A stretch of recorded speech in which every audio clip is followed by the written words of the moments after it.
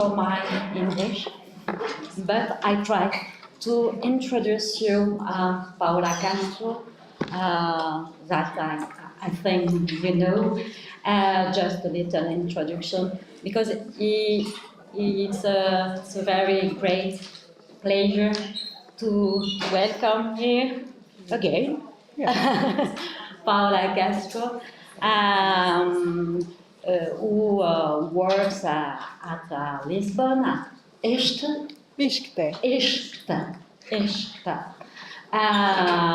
University of Lisbon, and we work together, we know together since many years. Yes, many years, and I'm very proud personally to urge you today. Thank you very much to accept here. Thank you.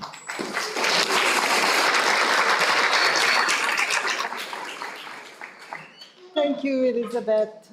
Bonjour à tout le monde. Good morning, bon dia. I will speak in English, but at least I acknowledge that more than one language is present in the room. I am very pleased to be here. Also very honored. Let me see if I can make this to work. I would like to start by congratulating the organizers for this very well organized and successful conference. It's an honor to be talking here.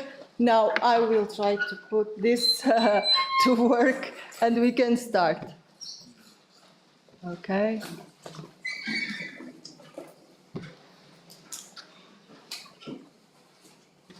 You can see, so, all right, you know the title, but here it is again. I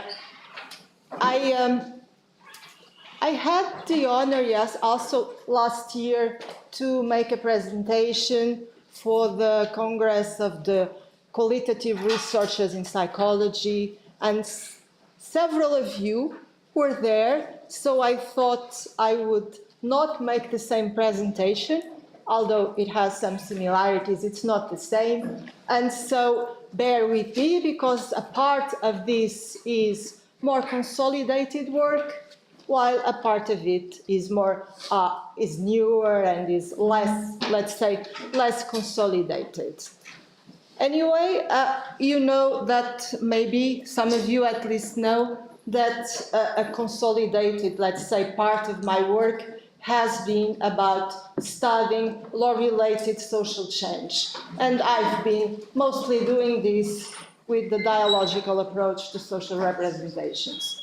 And the overview here now is that I am going to try to link the dialogical approach to social representations with two other notions, citizenship and narrative. I am going to ask how this approach can help clarify, maybe expand these concepts, fields of citizenship and narrative in order for this integration to help us reach maybe a better understanding of law-related social change. So I'll go very briefly through some initial foundations of the dialogical approach. Then I'll add some theoretical paths for trying to answer this question. I'll give some empirical examples, and of course I'll conclude with some remarks.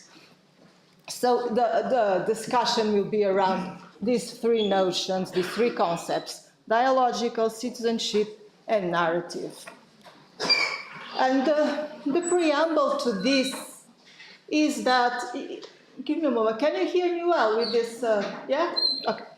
The preamble to this talk and to my work is that we all know, if we are looking around, we all know that there are many changes in this world that are not happening, although there is legislation in place to try to make them happen. I'm talking particularly about decarbonization or biodiversity protection, which have been important parts of my work. We know that there is a lot of legislation, both national and international, trying to assure decarbonization and biodiversity protection, but this isn't happening. And non-discrimination is also not happening, non-occupation of territories is not happening, non-ethnic cleansing is not happening as well. And at the same time, there are changes that are happening, and we are not sure whether they are happening because they are not legislated or whether they are happening because they are legislated. Like I'm talking here about growing inequality or the rising of housing prices. And if you are reading the newspaper, you know that there are legislations being repealed and policies dismantled all over the world, climate change being a case here, and there are also legislations being called for and very strongly defended in the streets, although the effects of this going to the streets is not so clear. So if one is studying law-related social change, one is always finding battles of ideas. This is a word, an expression that I take from this nice conversation between Serge Moscovici and Ivana Markova. This idea that battles of ideas are all around us.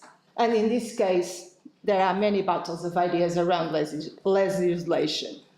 And these battles of ideas around legislation have a specific vocabulary. It's a vocabulary about rights, obligations, values that anchor these rights and obligations, values like freedom or the common good. These battles are also about the views or the models of how a good citizen is or should be, or how a good ruler, a good institution is or should be. So these are battles of ideas or meanings about this used thought, let's say, in this vocabulary. And these battles of ideas, of course, they remind us of something that the approach of social representations has always reminded us of, which is that there are always heterogeneous social representations.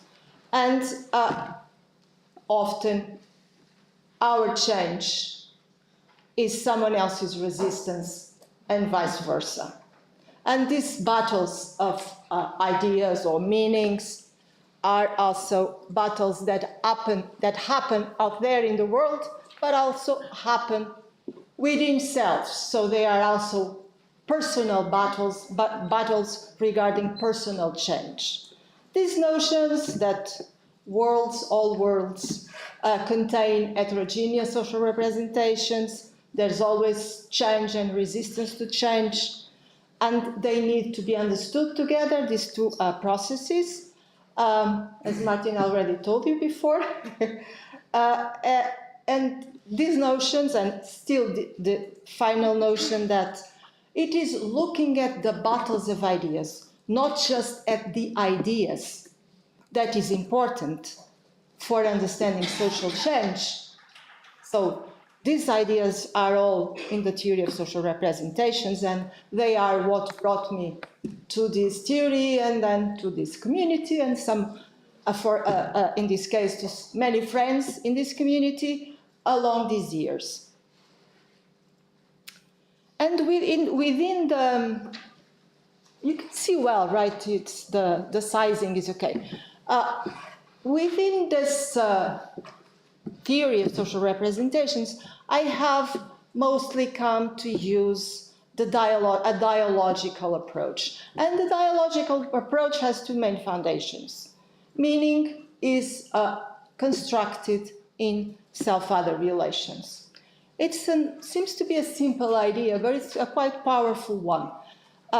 It means that meaning is necessarily social, as it happens in relations. And it is a process, an activity, And it is also something that, an activity that produces contents, representations, meaning categories, meaning constellations. And these meanings are used in battles. And here, if you want to ask me at the end, I think we are talking about meaning, not knowledge, or not just knowledge.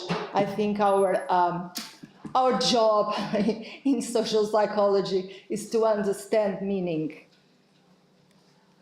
And so, well, we have meaning. In the dialogical approach, we have meaning, and the other foundation is self-other relations. And we need to ask, who is this other? And there are many others. There is the other we are facing.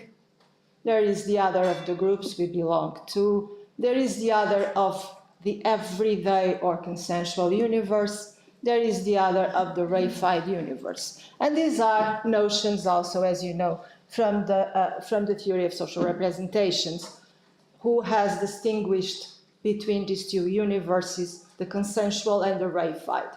Serge Moscovici, he was more, he theorized more within the reified universe, he theorized more the scientific universe. My work has been interested in theorizing the relations between the consensual universe and the legal sphere or the institutional universe of the state as part of the reified universe. My work, I reference it some here, and also, I don't know where he is, but Mauro Sarica's, a substantial part of Mauro Sarica's work is also around this dynamic between these two universes. So, of course, along the years, this begged the question, brought me to the question of what then are institutions. How shall we conceptualize institutions? And for that, I use John Searle's and Tomasello's proposals for conceptualizing institutions. They see institutions, and I follow them, they see institutions as collective agreements for constructing rules for action. And these rules are constructed by making choices among heterogeneous meanings, and they create roles that are independent, roles for self and for other that are independent, and these roles and these rules, they create rights and obligations linked to them. So we are starting to go into the vocabulary of rights and obligations. The institutions are, of course, can be formal and informal, but in the reified or universe or in the institutional formal universe, the one I'm interested in, they are formal. And the states, as formal institutions, have the monopoly of something that interests me a lot, which is lawmaking. And laws are this, they are, I see laws, I define them, I conceptualize them following these proposals as formalized written social rules for action based on chosen meanings, creating interdependent roles for self and other, rights and obligations linked to those roles. So, in this view of institutions and of social psychology, humans are not born just in the presence of others. We are not just born in the presence of others, and we are not just born into relations either. We are born into institutionally organized, self-other, interdependent relations, and through these relations we make a world that makes us too, in turn. So this is a view of the social that does not see the social as being around us, as influencing us, but sees the social as constitutive of the psychological itself. The social the institutional and the psychological are mutually constitutive. That has been theorized for a lot of people, but Denise Jodel's paper from 2012 is a very nice theorization of this idea, has other papers that I am quoting and books that I am quoting here. So, if we do a social psychology that assumes mutual constitution, and we are addressing institutionally organized self-other relations that involve the states for studying change in resistance regarding loss, then we are doing a social psychology of the relations between state and citizens, and so we are doing a social psychology of citizenship. This is where I introduce the notion, the concept of citizenship. Well, and since I'm introducing the concept of citizenship, I will have to ask, what is then citizenship?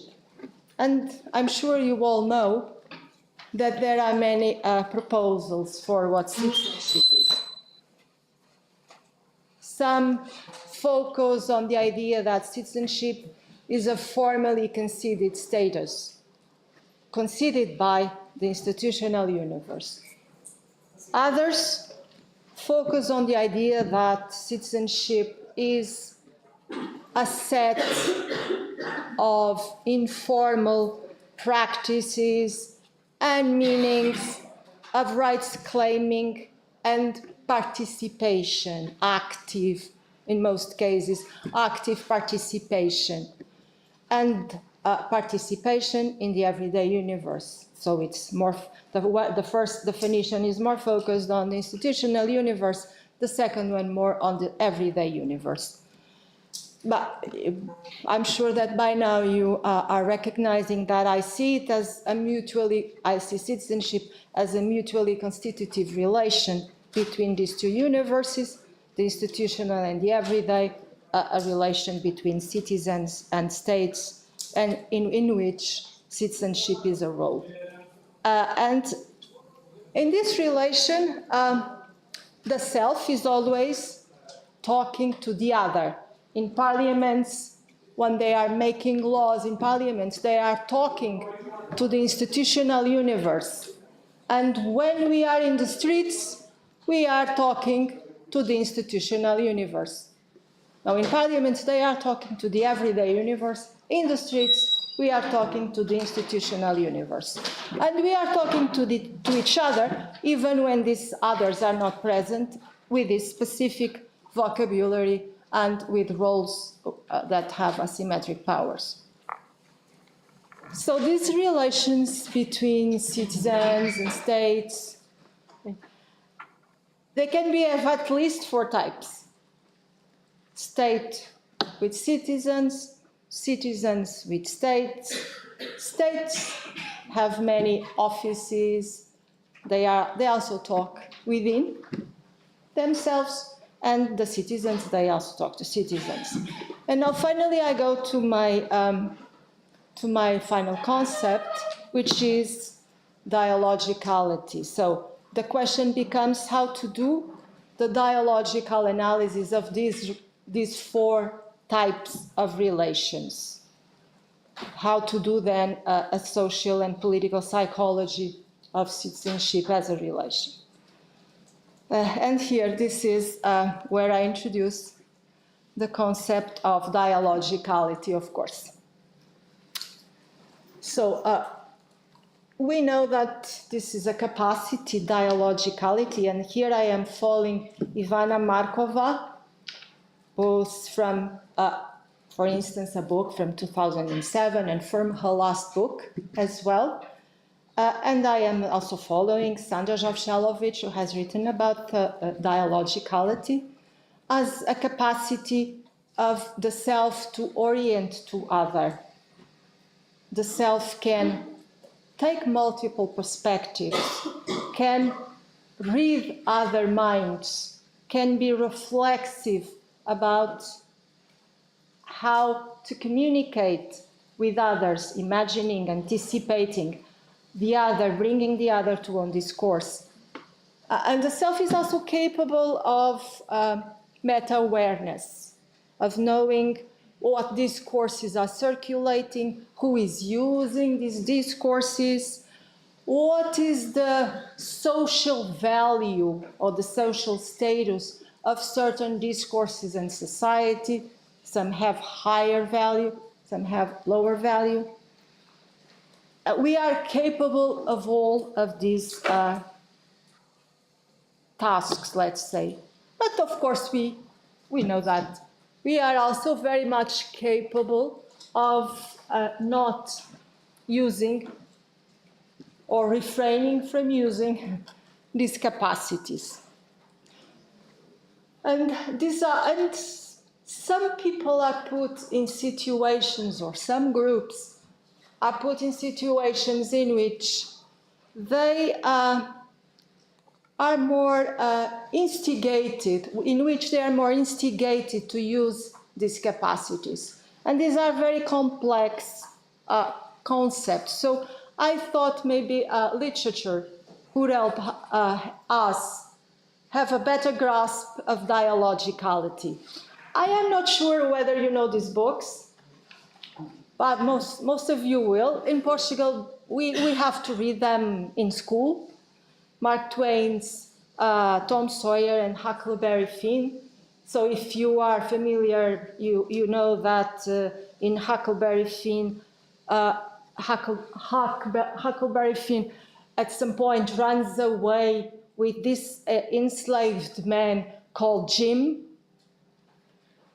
And very, very recently, last year or the year before, an American writer called Percival Everett, he rewrote the story of Huckleberry Finn through the voice of the enslaved man Jim, that now receives the proper name of James, and the story is told through the voice of James, the Jim from Huckleberry Finn. And I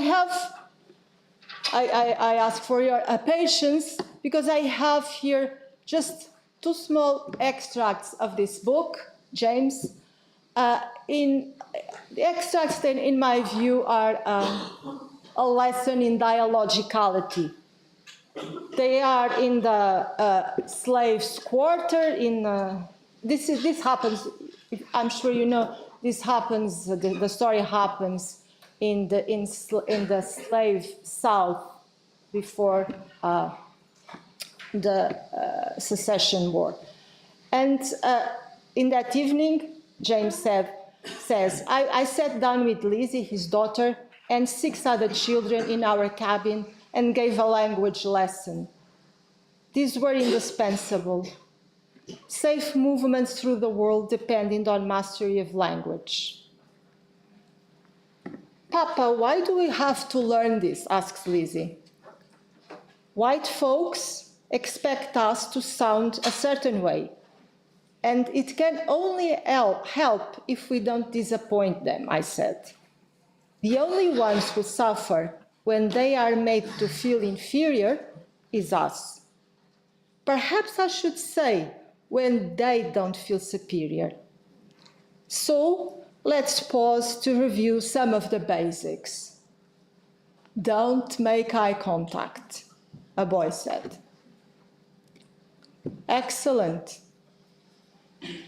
Let's try now some situational translations.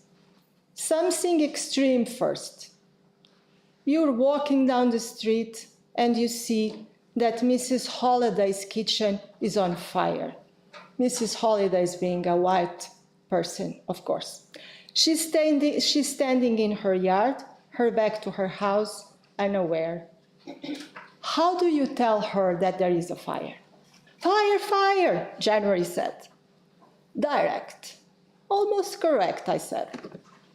The youngest of them, lean and tall 5-year-old Rachel, said, and excuse my incapacity to speak this properly. Lordy missum, looky there. Perfect, I said. Why is that correct? Lazy raised her hand. Because we must let the whites be the ones who name the trouble. And why is that? Because they need to know everything before us. Because they need to name everything. So I'm sure you realize that I am bringing this as an example of theory of mind. This is clearly a theory of mind, but happening in a very specific institutional context, a context in which one group is instigated by the asymmetries of power to have a very good theory of mind of another group. So this is dialogicality, this capacity for taking multiple perspectives. And according also to Tomasello and also to Alex Gillespie, this capacity for developing a theory of other minds develops through children entering institutionally organized relations with roles. This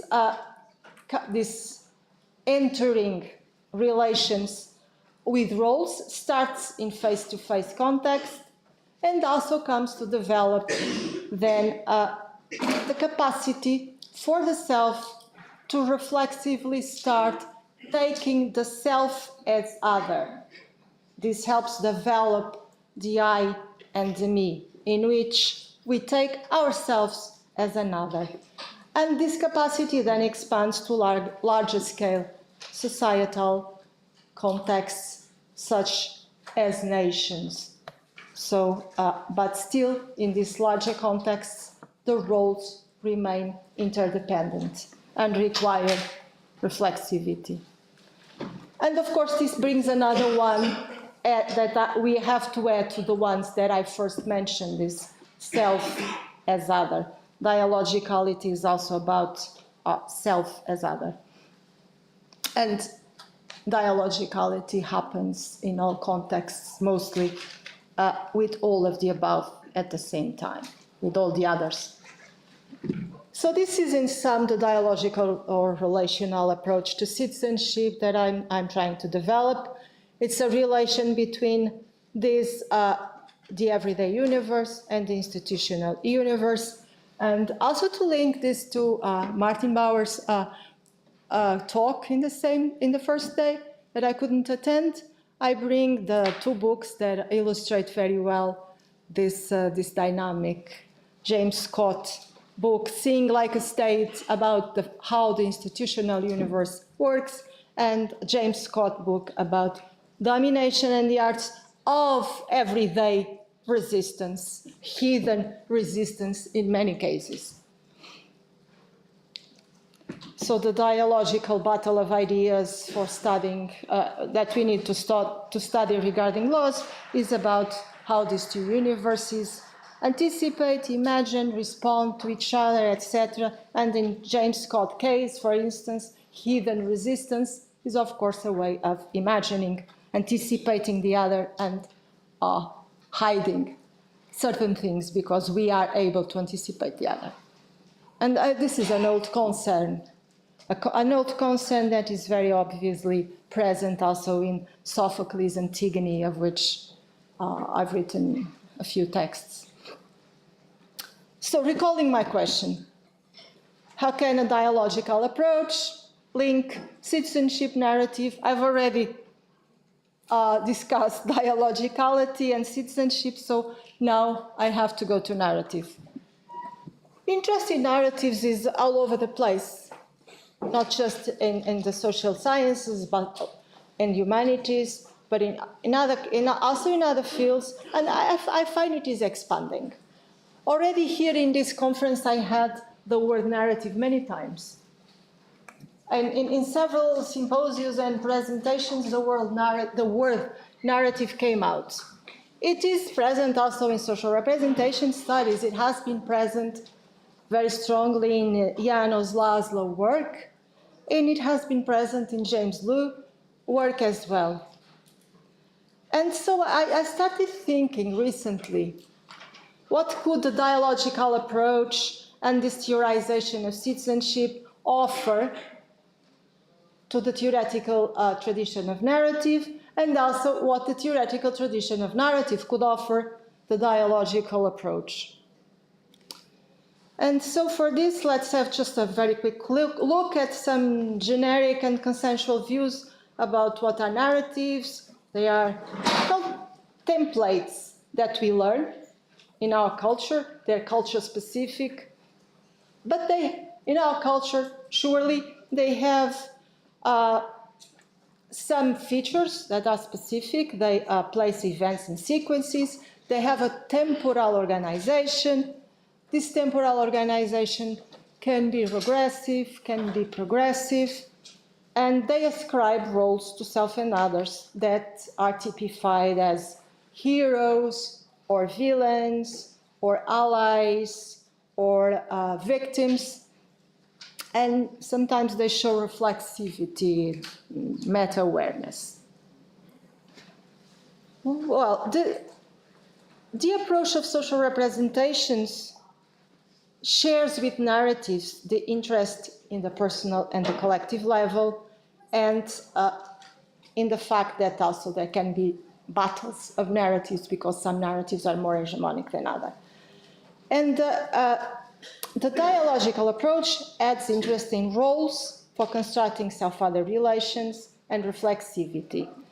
But these approaches have been not so attentive to temporality, and not very attentive either to the fact that we learn roles through also listening to stories. And that stories are fundamental for developing a theory of mind as well, as this research from Kidd and Castano has repeatedly shown. Furthermore, narratives are often analyzed as thematic, in a thematic way.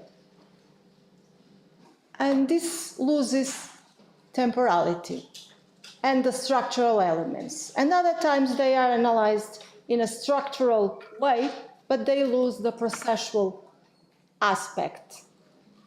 So I think that we can join everything together, my proposal is that we join everything together. The proposal I have been working with some of my collaborators and students in the last years is that we should and we could join an analysis of the themes, the contents, with an analysis of the structural elements and with an analysis of the processes that are involved in the telling of the narrative, taking into account that these processes are not just happening in the context in which we are telling the story, but these processes are about all the self-other relations that are embedded in the context in which we are telling the story. So the proposal is that we should, or we could study actors and roles, temporal perspectives, self-other relational dynamics, the meanings, and because we are studying citizenship, the meanings of citizenship and reflexivity.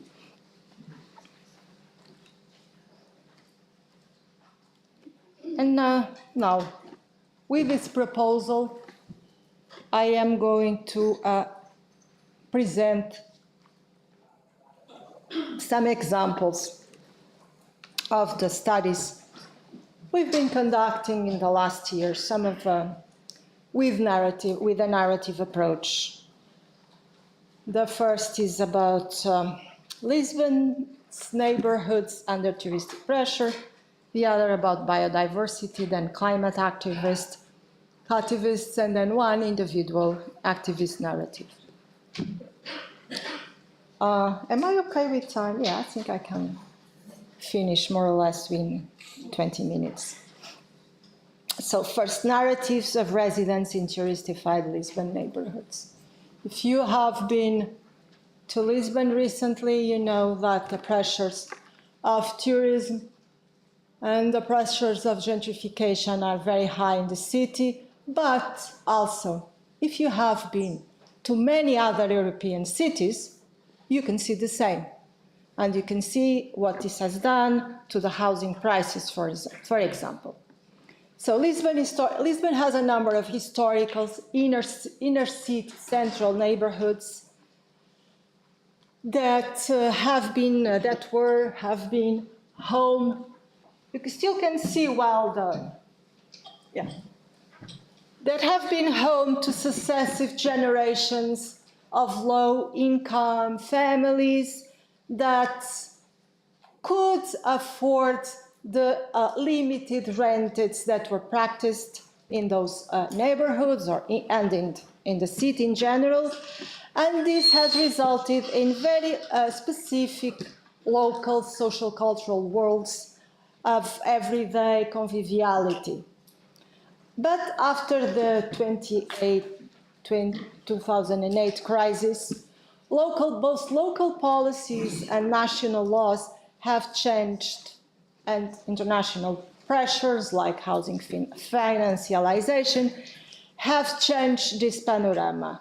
For instance, in 2012 and 2014, two laws came out that liberalized the rental market, finishing the capped rents, and allowed the rapid growth of Airbnb, and brought massive tourism and the Airbnb economy to these central neighborhoods, with the rising prices expelling many long-time residents and previous gentrifiers.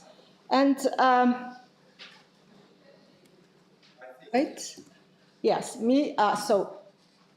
me and Erika Borger and Andres Di Massa, we have been working on this with interviewing residents in two neighborhoods from two groups, long-time residents living there that have a mean time of residence of 40 years, new residents with a mean year of residence of 6 years.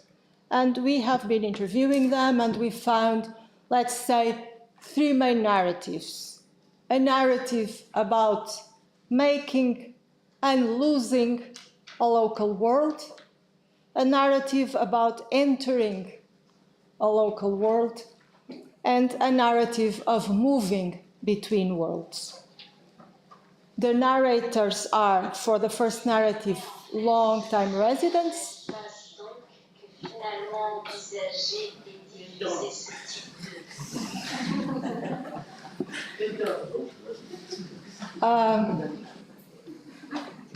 The second and the third narratives are made by new residents.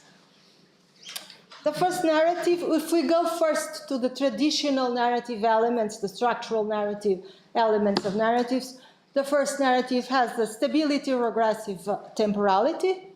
We had this stable world that now is disappearing. The second narrative has a progressive regressive temporality. We had managed to enter this world that now is disappearing. The second narrative has a progressive temporality.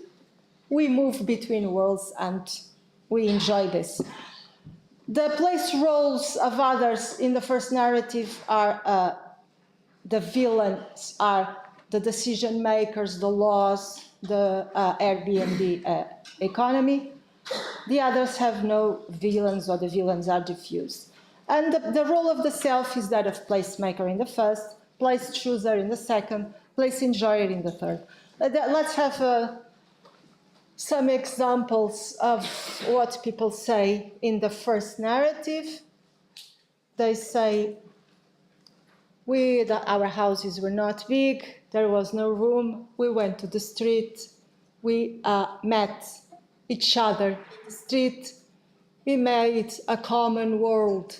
In this street, we made this world that was common, it was a community, and now we don't have it anymore. Today, in my street, very few people are now living. Well, very few genuine people. Genuine means born and bred here in the neighborhood. Like me, I was born and bred here. So The second narrative instead, from a new resident, says, the lady from the grocery shop, it took her about a year to trust me. It wasn't easy. But I knew the neighborhood. I knew the difficulties. I adjusted. I gave up having a car because it was important for me to be here. And now I have a good relationship with my neighbors, but I have less and less neighbors. And the same idea, I became a member of the local club, which helped me establish a relationship with the neighbors. But now there are less and less, more and more pressures from tourism, and my former friends say, you're not from here. And then the second narrative contests the first one and says, but many of them weren't from here either in the beginning. At least the older ones, they also had to come here. And then the third narrative just says, it's the car, I go to the chain supermarket, I move from this neighborhood to other close by neighborhoods. I have a good time enjoying place. Not people, but place. Did you have time to read? Yeah? So, first, at the top you have what I already showed, the traditional narrative elements, and here the dialogical and the citizenship processes.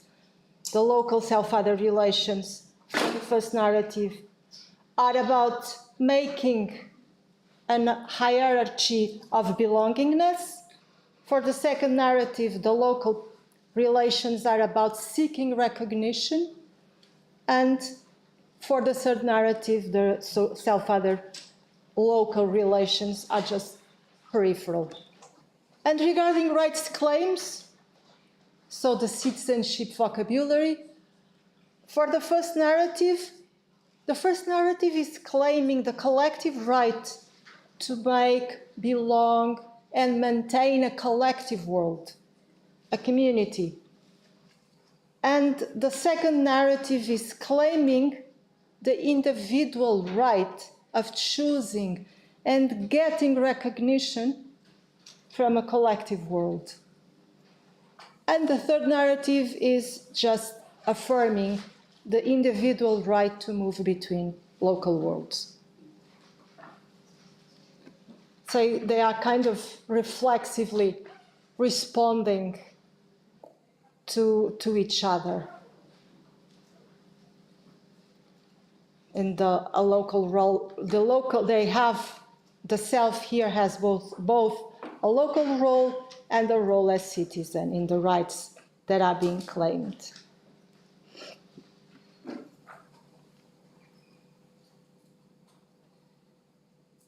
Shall I? I think these interviews and our interviewees have shown us that when we are discussing the cities, we are not just discussing a right to the city or even not just a right to housing. Many more rights are involved here. These are not singular rights, are multiple rights. They are the rights being claimed here are rights to make collective words, to have local communities, to move and choose worlds, to fight for recognition, to gain recognition, to ignore others. Many rights are being discussed, not just the right to the city and housing when we are living in a city. And also, I think that these interviews show well that different laws sustain different rights. And by sustaining different rights, they also sustain different narratives. If the laws sustain freedom of choice above everything else, of course, they sustain the third narrative, more than the other narratives. So the laws, they count for a lot in the battles of narratives and citizenship, because they can make some narratives more viable than others.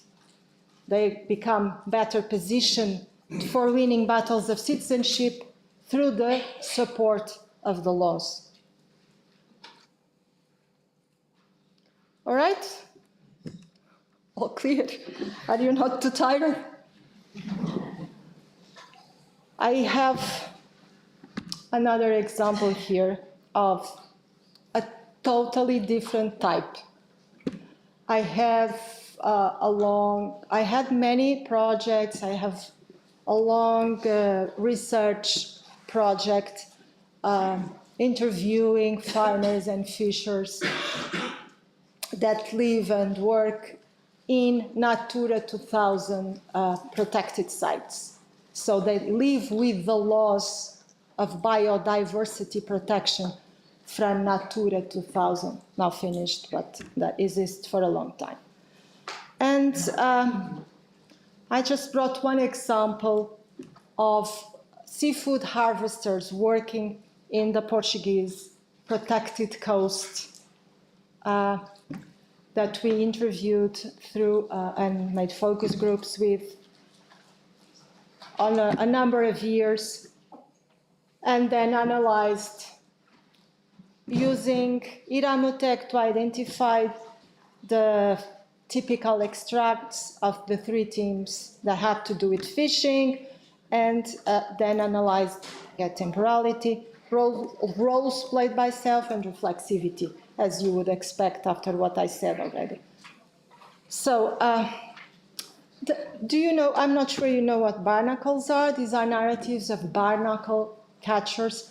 Barnacles are a seafood delicacy that can reach very high prices, 100 euros per kilo in the summer in Portugal and other countries. They grow in Atlantic coasts, and while they are very important in the local economies of the Atlantic coast of Portugal. And you know, the sea has been, this is also an interesting case, because the sea has been the last resort of the commons.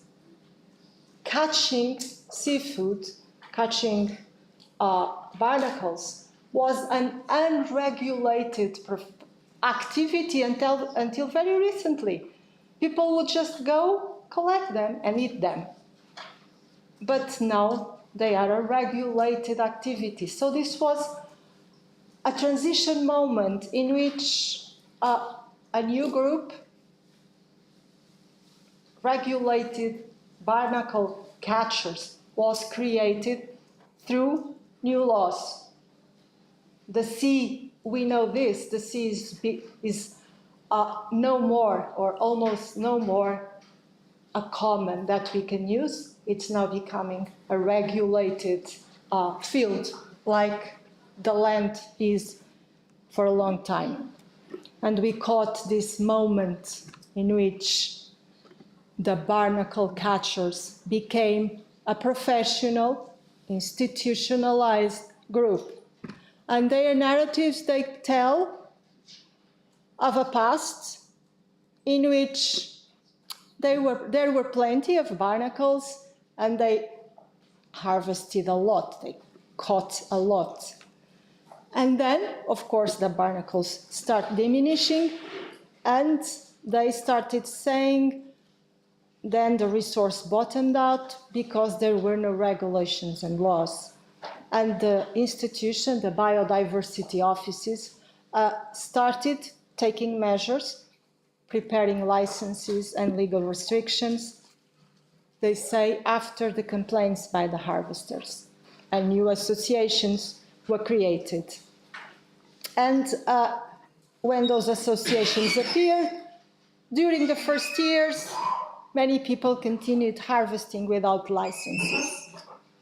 And then more people started showing up wanting licenses. And now we harvesters have adjusted, and now we know that it's on the rock that we have to take care and only catch the big ones, the well-formed ones. So what's the narrative here? A regressive to progressive narrative in which the self was first a resource enjoyer, then a responsible and reflexive collective citizen and resource protector, moved from enjoyer of resources to collective citizen responsible. And the institutional other was supportive. So we see mutual constitution very well here. A new professional group created and a new institutional self, an association created from it, which makes me ask, are we talking here about the everyday universe, about institutional, or about the space in between?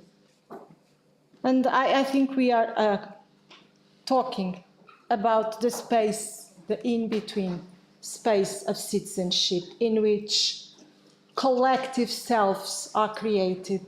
Sarah's example from her presentation was also an example of how in this in-between space of citizenship, collective selves can be created, and these collective selves, they span, you can put them in a continuum of less to more formalized, but they still are collective selves that occupy this in-between space.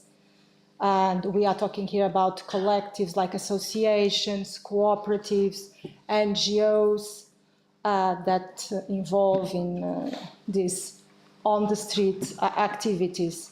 Here is a picture of the Faculty of Psychology in Lisbon being occupied by a collective of students from climate change activism, as an example of this. So this is a way of making the everyday become somehow institutional. But of course, there's also another way of occupying this in-between space, which is making the institutional reflect the everyday. And this is done by offices that translate the laws, by reading them through their previous social representations from the everyday universe, those that were not necessarily included in the laws. And we have a very good example here with a paper from Sabine Caillot, Valerias, and myself wrote about this dynamic happening with the implementation of a new disability law. So there are at least two ways, I say, of occupying this in-between space, and one is and dealing with this dynamic of simplification processes that happen in the institutional universe and the recomplexification processes that happen in the institutional one, and in the space in between, and of course they can lead again to resistance.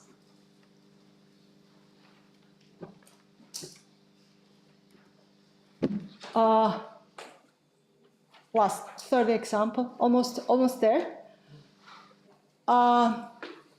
In this third example, we are occupying clearly the in-between space by studying activists. But for occupying the in-between space, we have to say that we are not studying collective action. We are not studying people that join sometimes a demonstration. We are joining activist collectives that can occupy this space, according to this O'Neill proposal, in at least 3 different ways. Activists can occupy this in-between space as collectives in a dutiful way, a disruptive way, or a prefigurative way.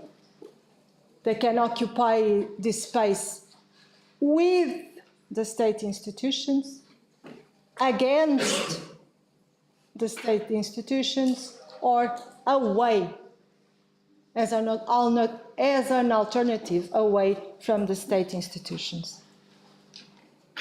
And Alice and I have been working on interviews with these activists from these three types of collectives and came out with three different narratives: a more institutional one, a more disruptive one, one more focused on the creation of alternative communities, such as cooperatives, or could even be eco-villages, that are focused on gathering anonymous citizens, while the middle narrative, the disruptive one, is focused on fighting institutional others as villains, and the first one working with institutional others as allies.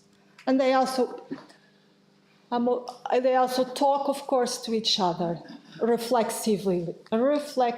They are aware, they show dialogicality in the ways they are aware of how each other works. They talk, let's say, among them, contesting the others' positions in the different positions they take.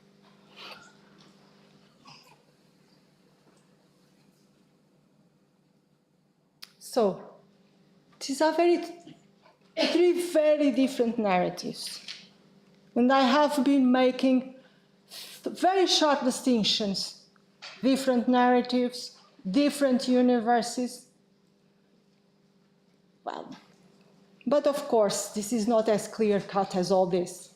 Of course, people can oscillate in the way they use these narratives as well. We all know this. These narratives oscillate within a range.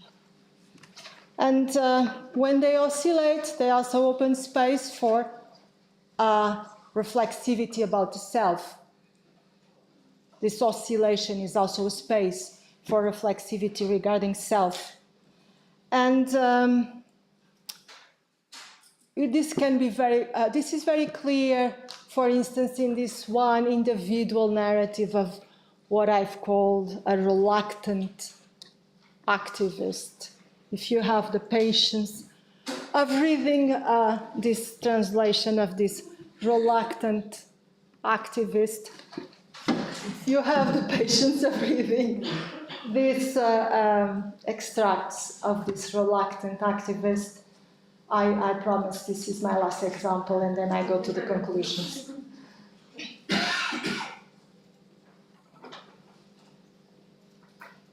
You can see very well the temporality here. First, I was not involved. Then I met someone, I got involved. But I'm not so sure I want to be involved. But at the same time, I have no good reason not to be involved.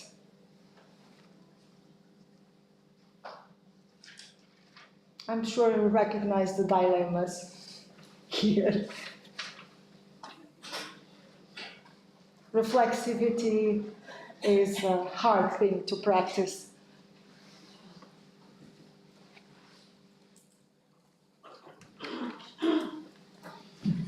Did I give you time to read more or less through the... Yeah? This is an interview done by Zeno, he's over there, and we are still working on this paper. This one is not ready yet. So, as I promised, concluding remarks. Recalling the initial question, how to join dialogical approach to social representations, to citizenship and narrative for better understanding law-related social change. Very quickly, this dialogical approach allows developing a view of meaning-making as relational, makes use of a theoretical distinction, institutional and everyday, and this allows awareness, this forces, let's say, awareness of how we conceptualize institutions, locates laws in the institutional universe, distinguishes formal from informal institutions for studying their relations. And at this point, I will argue that if we do not make distinctions, there is no way we are going to study relations. That's not, sometimes we don't make distinctions because we say the world is like this. It's because this is a tool to study relations. Self, despite mutual constitution, self is never totally other. So we need the distinction. And so this approach also reinforces attention to interdependent roles, dialogicality, reflexivity, and taking citizen as a role and decision maker as a role as well. In turn, theorizing citizenship as a relation takes us to study dialogicality in how each universe differently talks, relates with the other, about the values and models, about the right ways of living together that are defended in the battles of ideas of citizenship, and to reflect about whom these models best serve. Because it's a fact that the roles in this relationship come with asymmetric power. And this is consequential both for change and resistance. And this also brings us to think that each universe also talks within itself, and the resistance can also be fostered and produced within institutions as well as in the everyday universe. And finally, theorizing citizenship as a relation sheds light on how this relationship has in-between spaces, takes us to cooperatives, collectivities, associations, activist groups, makes us take into account that collective action is not the same as activism, and with that I think we can get a better conceptualization about how laws make worlds and citizens. So, regarding narrative analysis, if you adopt this proposal for narrative analysis, this proposal incites us to go further than just doing a thematic analysis of narratives, and an analysis of narratives that does not take context as being only the face-to-face context. But finally, and reinforces narrative's attention to content. But now I will tell the truth. I really wanted to address another question. The question was, the complete question I wanted to address was, I wanted to link place also with this, because I'm sure you realize that place was all over my examples. And place is really important. New laws bring new meanings to place. They travel from the institutional to the everyday, but they also travel from the national to the local. So laws, they go from a general nowhere, where they are produced, to a specific somewhere, where they are implemented. And place, and in this specific somewhere where they are put in practice, they create and link together a very dense network of actors of citizenship.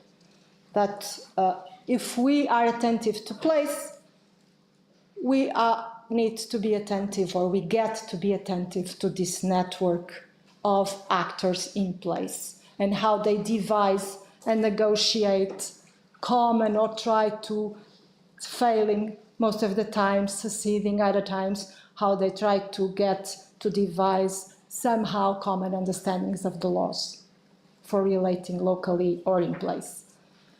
So I was showing a lot of examples that were placed in place, and understanding how discourse, citizenship discourse travels to place is very important, as several people have been showing, and I'm quoting here the work also of César Kufigu and Eleni, who's somewhere here. And it is in place also that we are best positioned to see how our concepts oscillate. They are not reified concepts. And so finally, to finish, I would like to make the concept of dialogicality and reading theory of mind also oscillate a little bit, because, as I said, of course we are capable of reflexivity, dialogicality. We are capable of a theory of other minds. But it's also a case, as Anne Carson says, that I don't think anyone ever knows what another person means when they speak, frankly. But the effort of speaking as a human is the effort to get past that hopelessness of never really knowing what the other person means when they speak, and trying to overcome that with every sentence. This human effort for reaching the other, in some, is not just dependent on capacity, is also depending on effort, and effort is helped by the worlds we make, as Percival Everett shows very well, I think. So, thank you.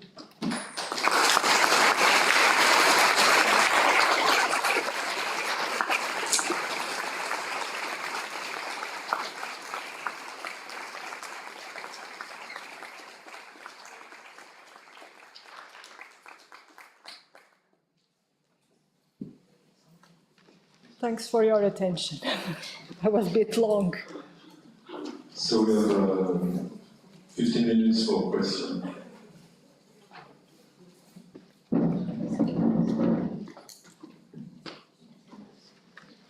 Thank you, Paula, for this very nice and enjoyable presentation. Thank you, Wolfgang.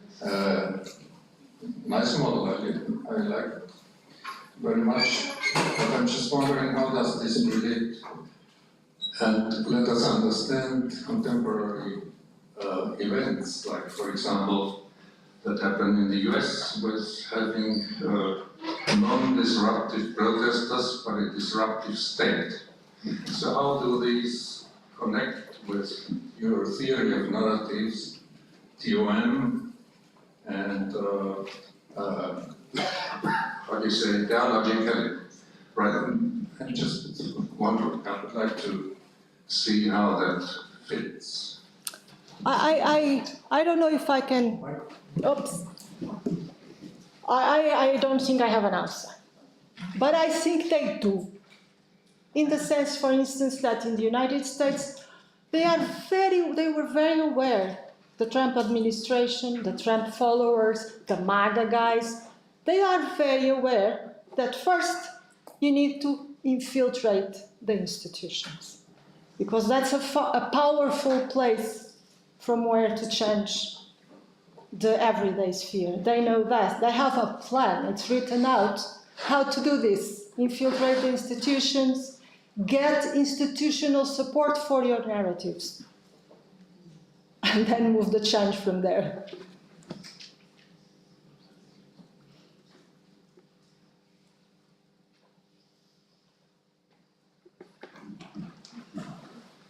Thanks, that's very interesting, and a very, very interesting, very interesting point raised by Wolfgang. Yeah, very disruptive institutions and a disruptive state. We see that across the board, and I'm thinking that maybe this kind of dynamic and relational approach can be extended to other sides of citizenship. I mean, we might see the everyday and the institutional as a side where citizenship is performed.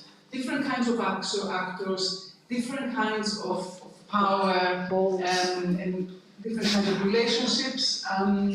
So I think we can use a same kind of thinking to how we analyze that. Obviously, I appreciate that legislation and so on, there's different levels of verification. But I think it could work, and one of the challenges now with talking about citizenship is that it's turned its head.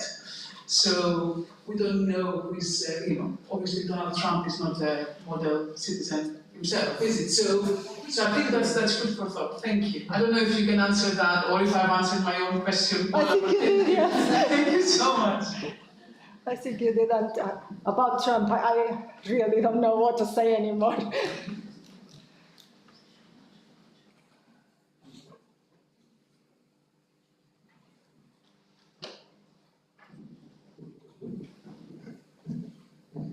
Hi, that was really, really interesting, thank you. I just wondered if you could say any more about the distinctions between collective action and activism, because that's something I'm really interested in. Yeah. Sure. I did rush a bit that part, but I don't know. It's a good question because it allows me to say that a lot of the psychological, social psychological literature has been concerned, when it is concerned with change, has been concerned with collective action as a way of one of the ways of achieving change. But collective action can be just, I go to this to this demonstration today and maybe again next year. And this, the literature that is studying this is mostly studying also the motivations for doing this.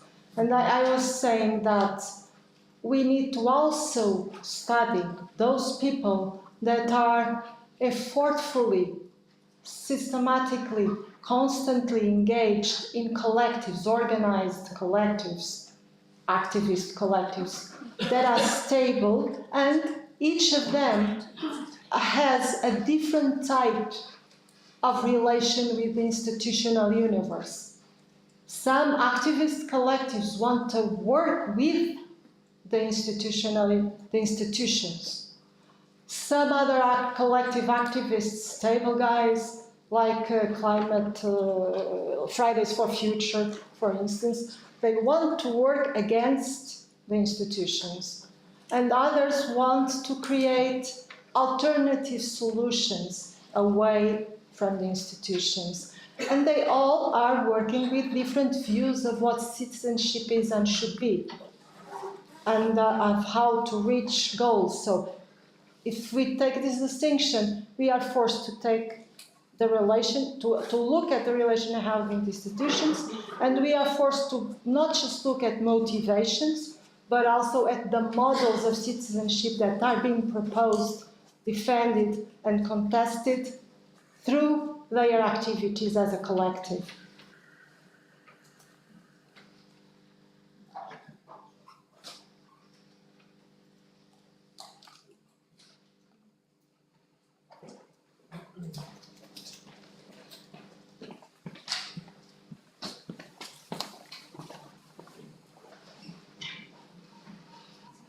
Thank you. I am from Sweden, and I would have wished that the politicians were here today, the Swedish politicians, to hear about the freedom of choice as number one.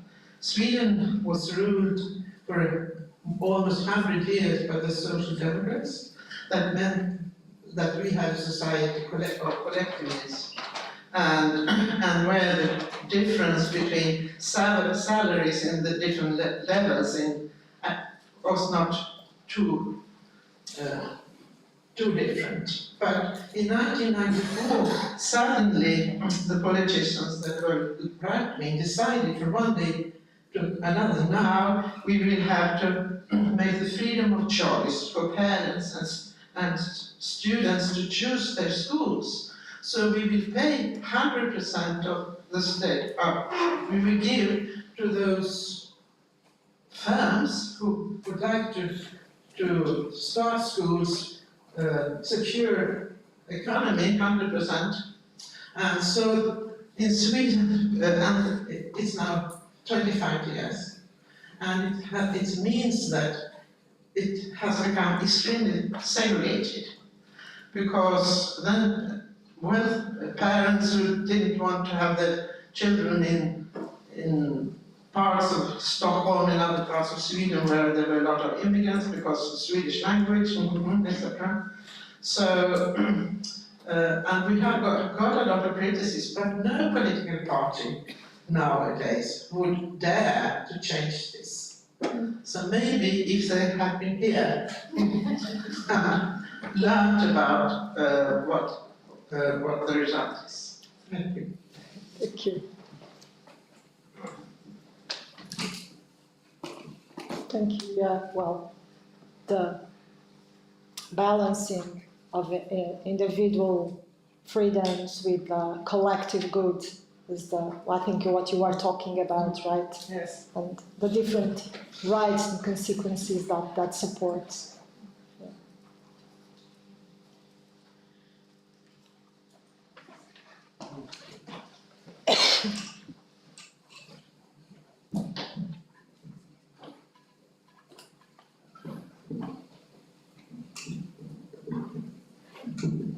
Thank you.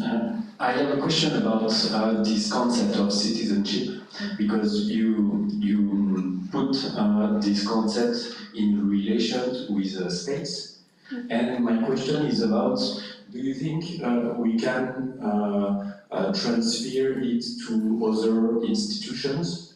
Namely, I'm thinking about the labor sphere, because it is a sphere where the citizenship is not really democratic, and where there is a lot of fights, and where there is a link between places, because you were speaking about places, well, I would like to know if you think it's relevant or not. Okay, let's see if I understood. I was trying to make, there are many institutions, and many formal institutions. And in our relation with the formal institution of the state, we become citizens. In our relation as individuals with the institution of the market, we can become consumers, and sometimes we become workers.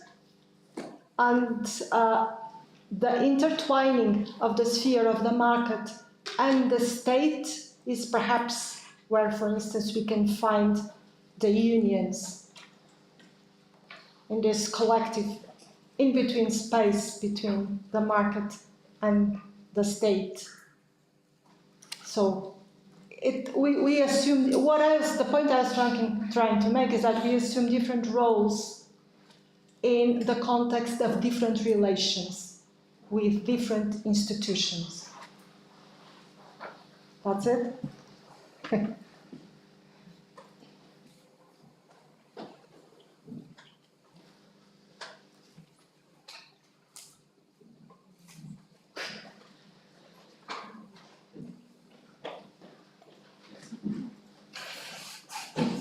Paula, thank you very much for your presentation. As a career researcher, I find it very inspiring and admiring you for your capacity and ability to make synthesis, and I think it's very useful when you're at the beginning of a career. So I wanted to commend you for putting all this together. And I just want to go back to one of the first examples you've shown, the article you've been writing with Vika. And I was wondering, because you've shown 3 different narratives with these different ideas of temporality, and I found it very interesting. And later on in the presentation, you've shown this kind of in-between space between institutions, citizens, and these mediating institutions such as the police and so on. And I was wondering whether this kind of, I know it's going to be a very long foot, so I'm trying to be very synthetic, but the idea is that I know you work on legitimacy, so you're starting with the institution, and the reason why institutions perform change or avoid change is because they have legitimacy. And this legitimacy can be realized through the people granting legitimacy to this institution. But when we face these crashes in which we have the change, such as the gentrification of Lisbon, so to speak, I was thinking whether these 2 very defined categories, such as the citizens and the institutions, becomes more fragmented. And my question is, when you were defining these three different narratives, does the category of citizenship multiply itself, relating to different social positioning in the Portuguese society? For instance, the Airbnb policy, does it have the same impact for someone who is benefiting from it because they are renting the houses and are benefiting from the raise in the rents? And so is the narrative the same of the people who are going to the streets to, delegitimize this institutional change? So my question is, in your model, is there also a space for different people's social positioning and understand whether they anchor to different narratives? Is this clear? Yeah, I think so. Thank you, Eduardo. Of course, they are speaking from different positions. That's what, as citizens, from different positions. And some of those positions, I was trying to show that as well, some of those positions are better supported by the laws in place. The other positions, less well supported by the laws in place. But that also keeps moving. And I would like to just comment that when these debates about touristification and gentrification started in Lisbon, I've been following this discussion for many years.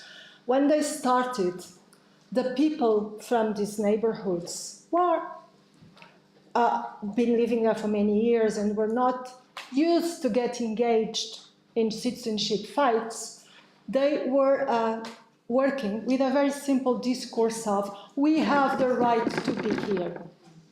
We have the right to our houses.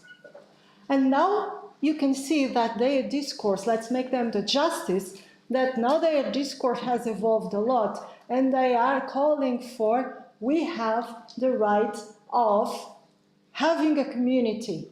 We have the right of having worlds in which we meet our neighbors, in which we relate. They have complexified their citizenship discourse as well.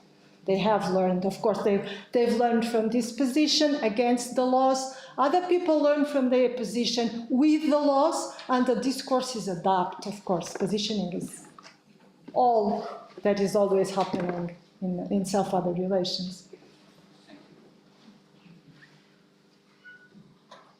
To be the last question, I had a question also. No.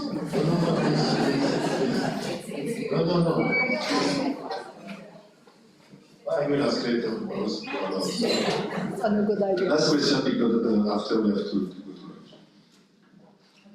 Thanks a lot, and it will probably be a very short question. I was thinking about immigrants or people without real nationality. So my question is, does your concept of citizenship also covers people who, for example, displaced people, who most definitely would have some sort of a relationship towards the state they're in or towards their own state that they have left? And maybe I just missed it. Thank you for asking that. That's always on my mind, you know. Can you see that picture over there? I exist with or without a visa.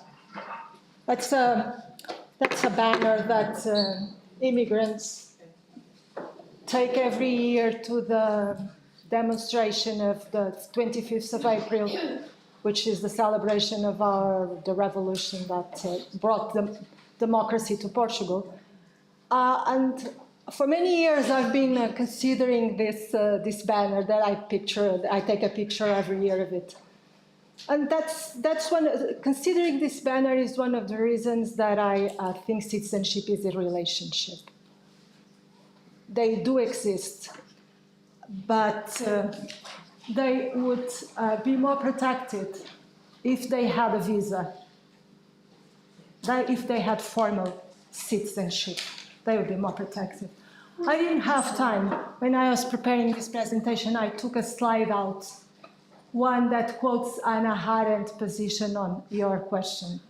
And Hannah Arendt's position is that it's very difficult, very dangerous to be just a human being. you need to be protected by laws. Just, there are no human beings anymore in the world. It's a very dangerous place to be. Thank you very much.